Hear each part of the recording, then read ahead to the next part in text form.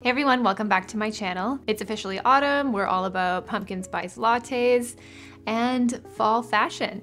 So today I'm going to talk to you about fall trends that I won't be buying this year and maybe some trends that I might be a little bit interested in. Let's get into it. So with these trends, it's not that I think they're ugly or weird or whatever it is. It's just more that I don't see myself wearing them anytime soon and that they don't necessarily fit within my personal style, or I think it's just something that I can easily pass over because I already have something similar in my wardrobe. So that's the angle that I am taking when it comes to this anti-haul. If there's something that you like and that you want to incorporate in your own wardrobe, go for it. But I think when it comes to trends, there is a way that we can incorporate them into our wardrobes and our personal style in such a way that it maintains longevity for you and in your wardrobe, because that's what truly matters in the end. Trends are changing all the time and it's almost impossible to keep up with them financially, physically, and environmentally. So I think if there is a trend or two that you want to incorporate this year, try to find a way to make it timeless within your own style so that you're gonna wear it years to come and many years after it's out. So let's get into what I'm not buying. Okay, so the first trend that I'm seeing a lot this year and that has sort of popped up on all of, the style forecasters and trend predictors are long denim maxi skirts. And I know I talk all about how much I love my denim. I have an extensive denim collection. I love collecting vintage denim, but the denim maxi skirt in particular, it just looks like a lot. It's a lot of fabric. It's very heavy. I feel like the flow and the way it moves is very rigid. So I feel like when you walk, it's just like this big piece of fabric that is just sort of moving with you. Like it could almost knock somebody over. But for me, it's leaning a little bit too early 2000s. I think I had one of these skirts in like grade 7 or 8, I want to say. I don't think I liked my denim skirt back then, so I don't think it's something that I would carry over into my style now. Trend number 2 are leg warmers. So the leg warmer trend is kind of encompassing this sort of ballet core thing that's been a little bit hot for the past couple of months, where things like ballet flats are back in style. So to sort of accompany that aesthetic, I'm seeing leg warmers pop up more and more, either in the form of like high socks or these like scrunchy, bunchy, kind of knitted leg warmers. And I think, it could be a look. It does look kind of cute in these photos. It looks fairly aesthetic, but in my opinion, no, I'm just gonna wear pants.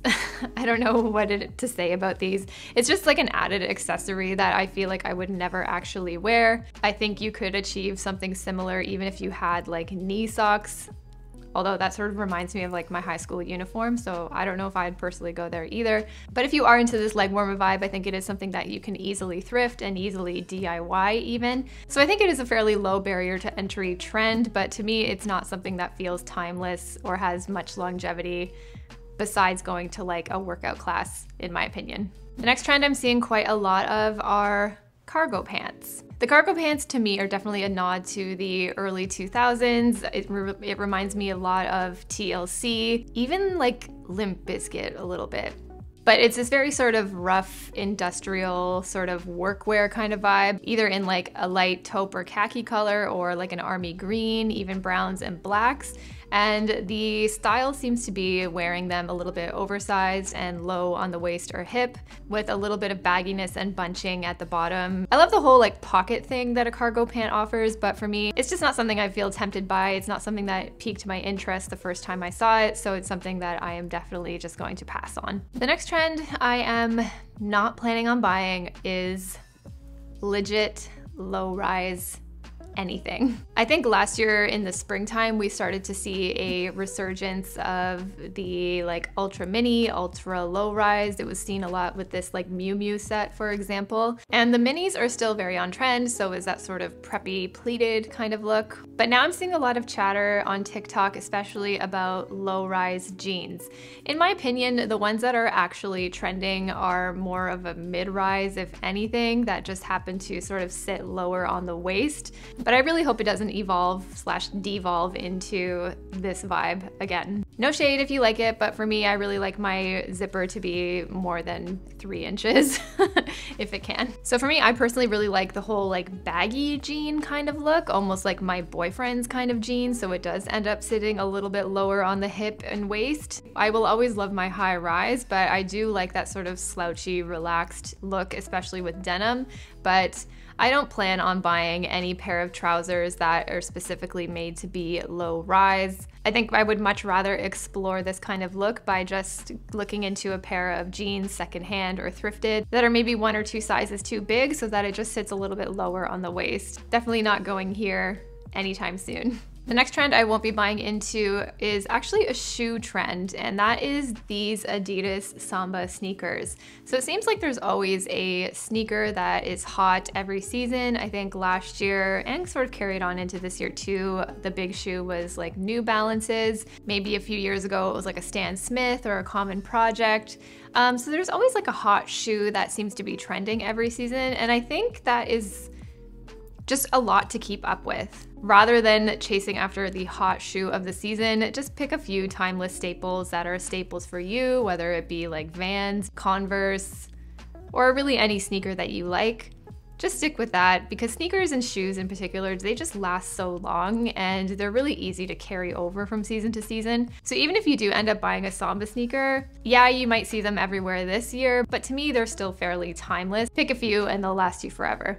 So those are some of the trends that I won't be buying into this season, but there are a few that I kind of like and that I'm actually excited to incorporate and wear in my wardrobe this season and in the future too. So the first thing that I will be wearing this fall are loafers, but I've actually really been digging the classic, almost chunky style loafer. If anything, I would just say it's like a classic loafer. It's not super chunky, leaning into like a creeper or like a Frankenstein kind of shoe territory, but it is a little chunkier than the Gucci loafers that I have right now, which I think are a little bit sleeker and more feminine and just definitely give off a different vibe. So I've added these loafers from Everlane. This was in my fall capsule wardrobe video. To me, these definitely tell a bit of a different story. They are a little bit heavier, maybe a bit more masculine feeling, which I love when it comes to my style, and I've really been enjoying them. Plus, like a loafer, honestly, I don't get how these things are trends because they're just a classic in my opinion. I think a loafer in general will never go out of style. Next are the baggier jeans. I think we already sort of talked about it. I do like the sort of baggy, just put on my boyfriend's jeans kind of look. I think it looks really cool, really casual. And for me personally, I am such a denim lover, so what I do like to play around with when it comes to that is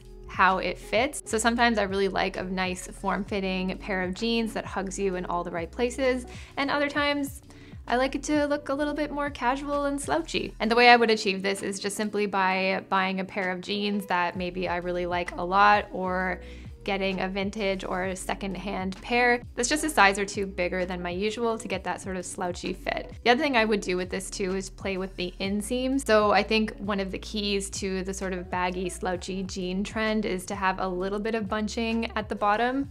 You don't want your pants to be dragging, but I think surprisingly having that little bit of bunching around the shoe or the ankle does add that little bit of extra undoneness and casualness to the look. So to achieve that, I would probably also make sure I'm looking for a pair of jeans that's either 1 inch or even 2 inches longer than my usual inseam or length. And the nice thing about this trend too is that if I get really sick of having an oversized pair of jeans, I can just take them to the tailor. One who won't butcher them though.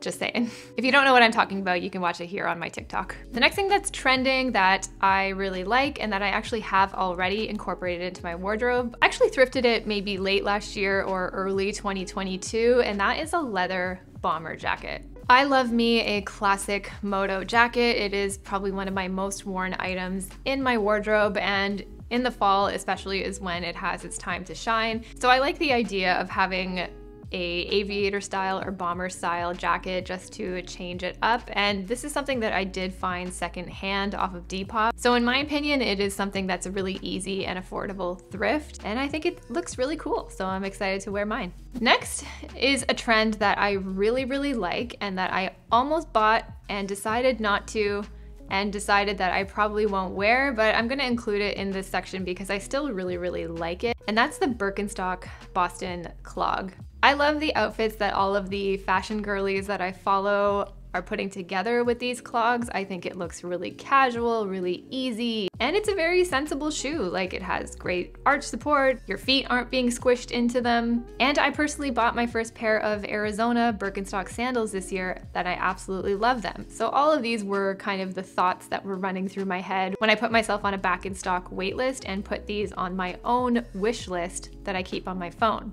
But I got a Birkenstock alert about them, and at the last minute I decided not to go for them because in reality, I just don't think I will wear them as much as I really think I will. Honestly, it's probably a little bit too many shoe options for me. Like, there's boots that I want to wear this fall, I want to wear sneakers, I want to wear heels. I feel like there's just a lot going on with my wardrobe when it comes to footwear, and I just didn't want to add something else into the mix. So in the end, the Birkenstock clogs were more of a nice to have, and they were something that I felt comfortable kind of bailing on. And the final trend that I actually will be wearing and participating in this year is the ballet flat. Now, I'm definitely not leaning into the whole ballet core thing. Like, we're not doing the leg warmers, we're not doing the ultra mini skirt tutu style vibe, but I do like me a flat shoe, and I like the look of a ballet flat. I will admit that I was definitely influenced by influencers to lean into this trend. I want to say around fall, winter of last year, there were a lot of, like, you know, effortless French girlies who I really liked